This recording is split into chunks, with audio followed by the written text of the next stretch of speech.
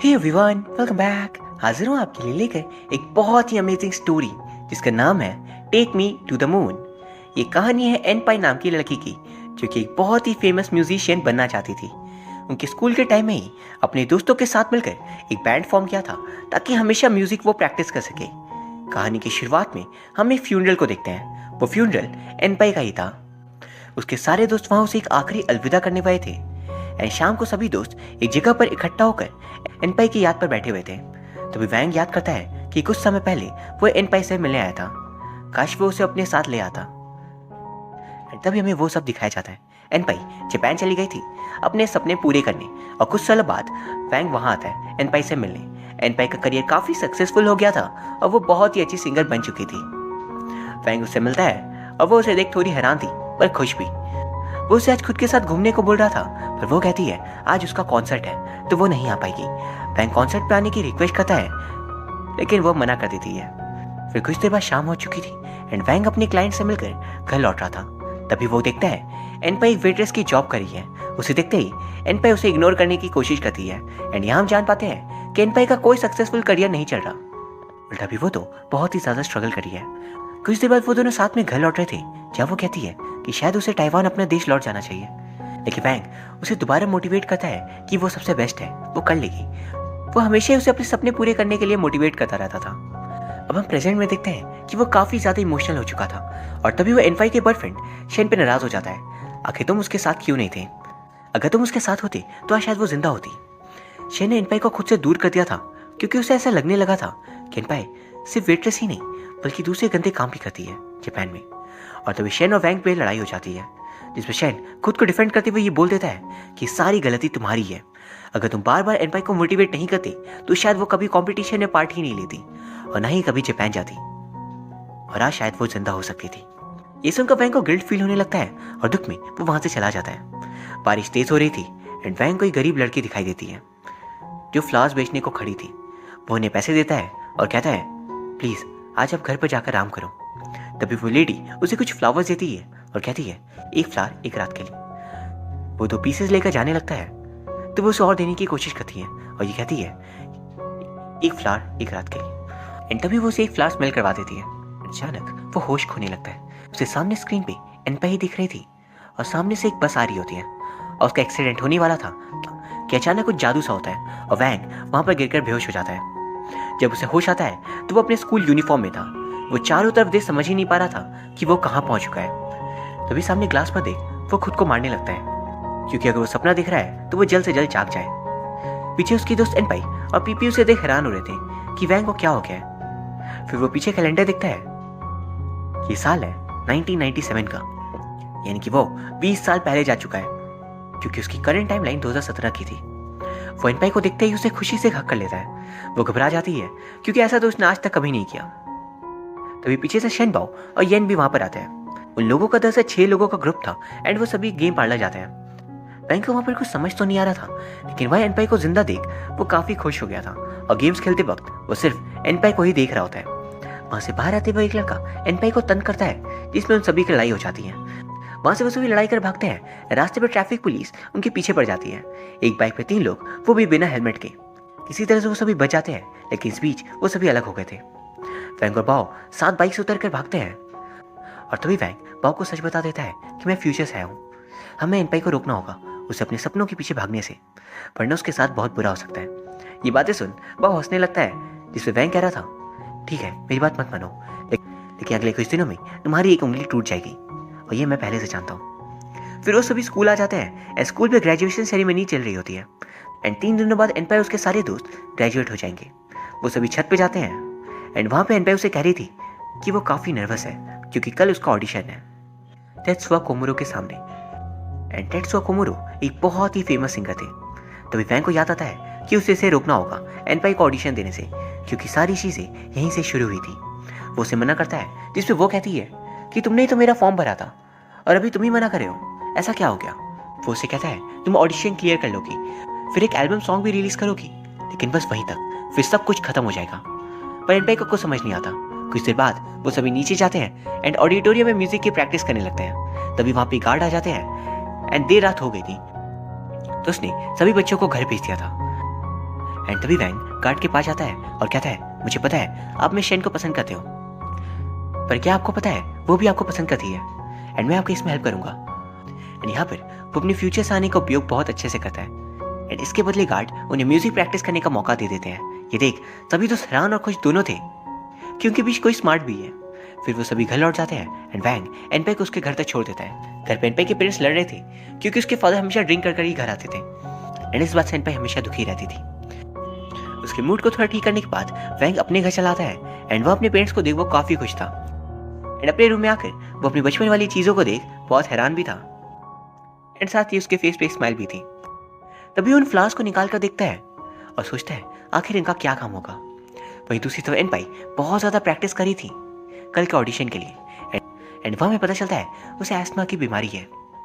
अब रात के 12 बज चुके थे एंड वो फ्लावर्स मुरझा जाते हैं। ये देख वैंग को उसी लेडी की बात याद आती है कि उन्होंने कहा था एक फ्लावर एक रात के लिए, मतलब शायद वैंग के पास 2 परसों की रात तक का वक्त है।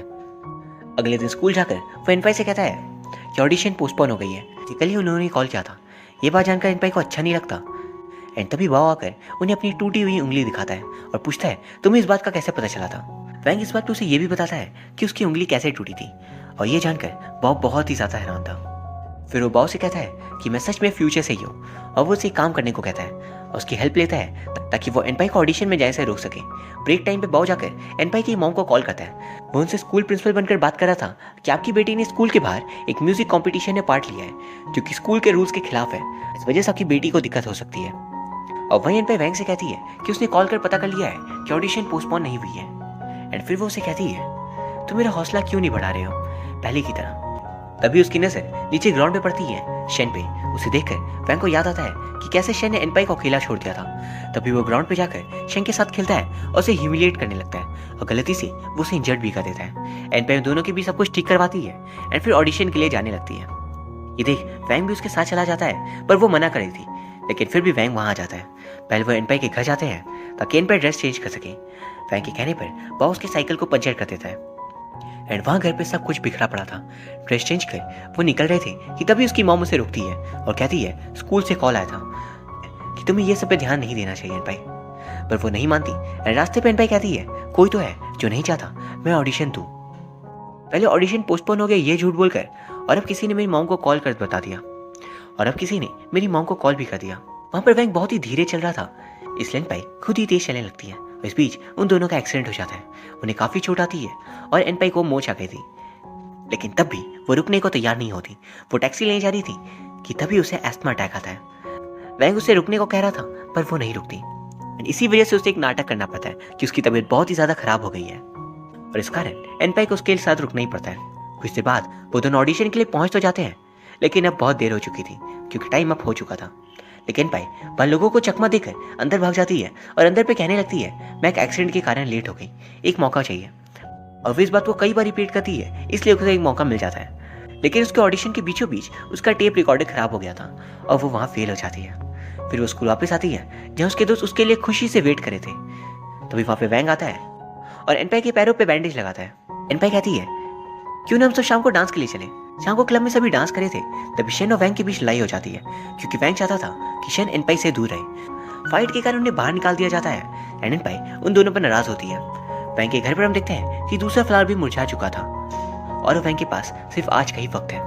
अगले दिन क्लास में सभी बात कर रहे थे कि आखिर कल वैंग और शेन लड़ने क्यों लगे। शेन कहता है मुझे क्या पता, उससे पूछो, वो पागलों जैसा कुछ भी बोल रहा था। तब एनपाई अपनी बातें बताती है कि कैसे उसके घर पे किसी ने कॉल कर बता दिया था और उसे किसी ने पोस्टपोनमेंट का झूठ भी कहा और उसे किसी ने ऑडिशन पोस्टपोनमेंट का झूठ भी कहा। ये सुनकर येन को याद आता है कि कल उसने बॉब को देख लिया था एनपाई के घर पे कॉल करता हुआ और वो उसे मुंह से सच निकलवा लेती है। एंड जब वैंग स्कूल आता है तो एनपाई उससे पूछे थी तुमने मेरी मॉम को क्यों बता दिया इस बारे में, एंड पोस्टपोन वाला झूठ भी तुमने ही कहा था और तो और मेरा टेप रिकॉर्ड भी तुमने ही खराब किया होगा, है ना? लेकिन तुम मुझे रोकना क्यों चाह रहे हो? वो कहता है मैं सब कुछ तुम्हारी खुशी के लिए कर रहा हूँ। वो कह देता है प्लीज अपने सपने को छोड़ दो, इसमें तुम्हारी भलाई है। मैं फ्यूचर से आया हूँ और मैंने सब कुछ देखा हुआ है। तुम ऑडिशन पास करोगी, एक एल्बम रिलीज होगा और फिर सब कुछ खत्म हो जाएगा एंड 38 ईयर्स की उम्र में तुम मारी जाओगी और यही तुम्हारा फ्यूचर है। वो उसे कहती है चलो प्रैक्टिस के लिए, लेकिन वो प्रैक्टिस पे फोकस नहीं कर पा रही थी, इसलिए वो उसे दोबारा कहती है कि तुमने आज तक मेरा हौसला बढ़ाया है। फिर अब क्या हो गया? तुम कुछ भी बोले जा रहे हो। वो गुस्से में कह देता है, तुम्हारे में वो टैलेंट नहीं है एंड तुम कुछ भी अचीव नहीं कर सकती। और वो ना चाहते हुए भी एनपाई को दुखी कर देता है। वो गुस्से में सामने मशीन को मारने लगता है, क्योंकि वो कर भी क्या सकता है। शाम को वो उन सभी के लिए लेटर लिखता है एंड माफी मांगते हुए वो उन सभी को उनके फ्यूचर के बारे में थोड़ी बातें बता देता है। जैसे येन के अंदर एक लॉयर बसा है कि वो हमेशा गलत के खिलाफ खड़ी होती थी। वहीं वो पीपी को लिखता है, तुम जैसे ढूंढ रही हो वो बाओ है, बाओ हमेशा तुम्हें खुश रखेगा। वो शन से माफी मांगता है और बाओ को बताता है कि वो ग्रेजुएशन के एग्जाम में पास हो ही जाएगा। एट लास्ट वो एनपाई के लिए लिखता है कि उसने आज जो भी कहा वो गलती से कह दिया। एनपाई सच में टैलेंटेड है और बस वो चाहता है कि उसे उसका ड्रीम मिल जाए।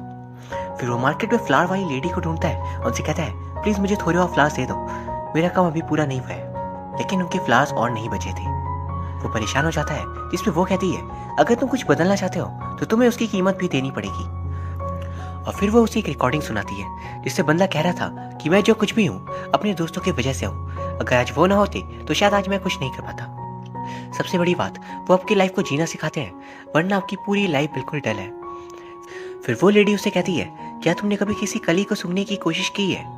नहीं ना, तो हमेशा फूलों के खुशबू को ही सूंघते हो। तो फिर कली को फूल बनने से क्यों रोक रहे हो? ये सुन वो भागता हुआ एनपाई के पास जा रहा था, क्योंकि उसे रियलाइज हो चुका था कि वो क्या गलती बार बार कर रहा है। कभी कभी हम इंसान को अकेलेपन से लड़ने के लिए एक साथी चाहिए होता है, और वैंग ही एनपाई की लाइफ का वो साथी था। पर पिछली बार ग्रेजुएट होने के बाद सभी अलग अलग हो गए थे और एनपाई अकेले पड़ गई थी। और इसी बात को वो समझ आता है और वो तुरंत एनपाई को अपने दिल की सारी बातें बता देता है कि वो उसे हमेशा से सबसे ज्यादा टैलेंटेड समझता था। इसलिए तो उसने उसे फोर्स किया और मोटिवेट किया सिंगिंग के लिए। वो उसे अपनी गलतियों के लिए माफी मांगता है एंड उसे देख एनपाई थोड़ी हैरान थी। फिर वो उसे अपने साथ एनपाई को उसके फेवरेट सिंगर के कॉन्सर्ट पे लेकर आता है, क्योंकि ये कॉन्सर्ट उसका आखिरी होने वाला था। उसके बाद उस सिंगर की डेथ हो जाएगी। वो दोनों कॉन्सर्ट को बहुत एंजॉय करते हैं एंड उसके बाद वह कोशिश करता है कि वो सिंगर से मिल सके, लेकिन वो मिल नहीं पाता। वो उसे बताना चाहता था कि इस डेट ही आपकी जान जा सकती है, तो प्लीज घर से मत निकलना। लेकिन वो उसे कुछ भी बता नहीं पाता। एनपाई पूछती है, तुम्हें आखिर हुआ क्या है, प्लीज बताओ। वो उसे दोबारा सब कुछ बताता है कि फ्यूचर में सब कुछ बदल जाएगा, हमारे पास ऊंची ऊंची बिल्डिंग्स होंगी, टच स्क्रीन वाले फोन्स होंगे और भी बहुत कुछ। फिर वो दोनों लौट रहे थे तो वैंग की तबीयत खराब होने लगती है, क्योंकि 12 बज चुके थे और फ्लावर मुरझा रहा था। वो दोनों रोड क्रॉस करे थे, तभी एनपाई को बचाते हुए उसका एक्सीडेंट हो जाता है। होश में आते ही वो हॉस्पिटल अपनी मॉम के साथ था और वो प्रेजेंट में आ चुका था। वहीं पर उसे वो टेप रिकॉर्डर दिखता है एंड घर लौटते वक्त वो अपनी मॉम को जाने को बोल रिकॉर्डिंग सुनता है, जिसपे 20 साल पहले एनपाई ने सब कुछ रिकॉर्ड किया था। वो बताती है कि एक्सीडेंट के 3 दिन बाद तुम अचानक होश में आए और ठीक भी हो गए, और तुम्हें पिछले 3 दिनों का कुछ भी याद नहीं था।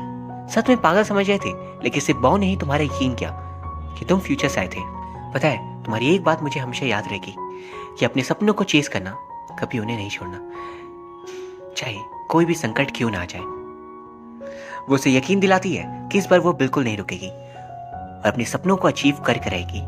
एंड टॉम लॉन्ग का वो सिंगर सच में मारा जाता है और ये जानकर एनपाई कहती है कि शायद तुम सच कह रहे थे, मैं अपनी जिंदगी बढ़ा तो नहीं सकती, लेकिन सोचती हूँ काश मैं तुम लोगों के साथ ज्यादा जी पाती। पर कोई बात नहीं, इस बार मुझे कोई रिग्रेट्स बिल्कुल नहीं रहेंगे। और हाँ, तुम मेरी लाइफ में सबसे स्वीट इंसान हो जिसके साथ मैं आज तक रही हूँ, और इस बात के लिए मैं तुमसे बहुत खुश हूँ।